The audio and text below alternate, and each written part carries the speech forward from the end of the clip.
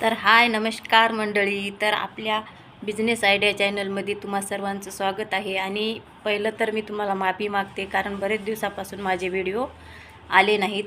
त्याच्या मागचं कारण असं होतं की थोडे घरामध्ये म्हणजे खूप मोठे प्रॉब्लेम होते की माझ्या मिस्टरला अटॅक आला होता, म्हणून ते काही 1-2 महिने हॉस्पिटलमध्ये होतो आम्ही, म्हणून मला व्हिडिओ टाकता आले नाहीत.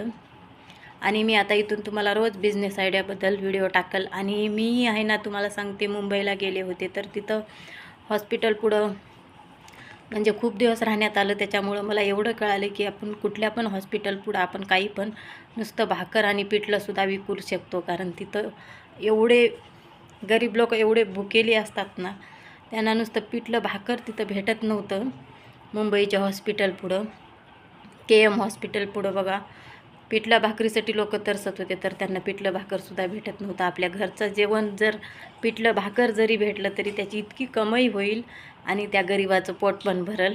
एक 5-10 रुपयानं जर आपण कमी दिलो, 5 रुपयानं, तर खूप असे लोक मस्त असं जेवण करतील. आणि मला तरी वाटते चांगले पण लोक पिठलं भाकर खातील, कारण काय तिथं ते वडापाव, ते समोसे असलं काही असलं खाण्यात येते की बस, तिथं आपल्या इकडल्यासारखं जेवणच नाही.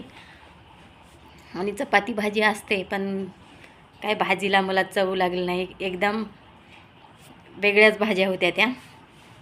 आपलं एकदम चटणी मीठ मसाला जर चांगलं टाकून भाजी, चपाती आणि पिठलं भाकर जर दिलो ना, तर मी जेवण केले होते, तर तिथं 2 भाज्या होत्या, 2 चपात्या आणि 1 पापड.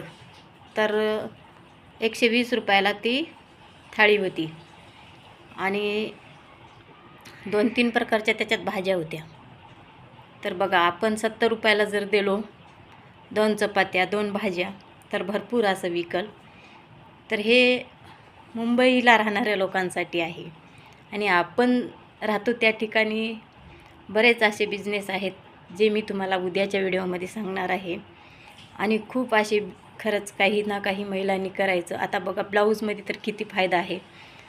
आता एवढ्या बायका साड्या घ्यायल्यात ना, एका महिन्याला एका बायकाचे 5-5 ब्लाऊज पडत आहेत.